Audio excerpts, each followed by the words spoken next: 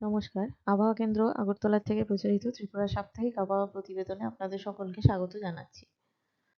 প্রথমেই দেখে নেব গত সপ্তাহের বৃষ্টিপাতের দৃশ্যপট। গত সপ্তাহে অর্থাৎ 18ই ডিসেম্বর থেকে 24শে ডিসেম্বর পর্যন্ত কোনো বৃষ্টিপাত হয়নি, অর্থাৎ আবহাওয়া শুষ্ক ছিল। বর্ষা পরবর্তী ঋতুতে বৃষ্টিপাত অর্থাৎ 1 অক্টোবর থেকে 24শে ডিসেম্বর পর্যন্ত বৃষ্টিপাত হয়েছে 182.2 মিলিমিটার। এই সময় স্বাভাবিক বৃষ্টিপাতের পরিমাণ 200.7 মিলিমিটার, অর্থাৎ স্বাভাবিক বৃষ্টিপাত হয়েছে। সর্বোচ্চ তাপমাত্রার দৃশ্যপট।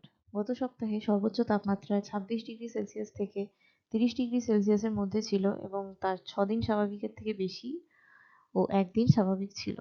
গত সপ্তাহে সর্বোচ্চ তাপমাত্রা রেকর্ড করা হয়েছে 30.3 ডিগ্রি সেলসিয়াস 18ই ডিসেম্বর আগরতলায়। সর্বনিম্ন তাপমাত্রার দৃশ্যপট। গত সপ্তাহে সর্বনিম্ন তাপমাত্রা 12 ডিগ্রি সেলসিয়াস থেকে 17 ডিগ্রি সেলসিয়াসের মধ্যে ছিল এবং তা 2 দিন স্বাভাবিকের থেকে বেশি এবং 5 দিন স্বাভাবিক ছিল। গত সপ্তাহে সর্বনিম্ন তাপমাত্রা রেকর্ড করা হয়েছে 12.2 ডিগ্রি সেলসিয়াস 19শে ডিসেম্বর কৈলাসহরে। পরবর্তী 2 সপ্তাহের জন্য আবহাওয়ার আভাস।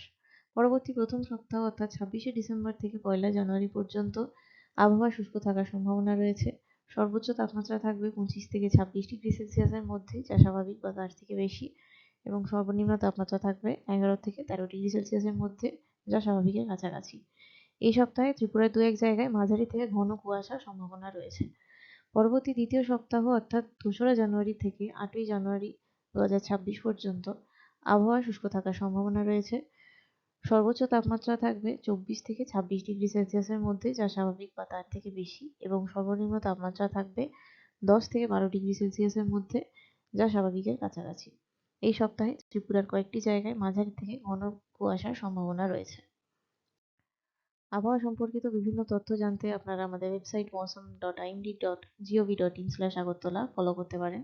এছাড়া বিভিন্ন মোবাইল অ্যাপস এবং সোশ্যাল মিডিয়া মাধ্যমগুলি ফলো করতে পারেন।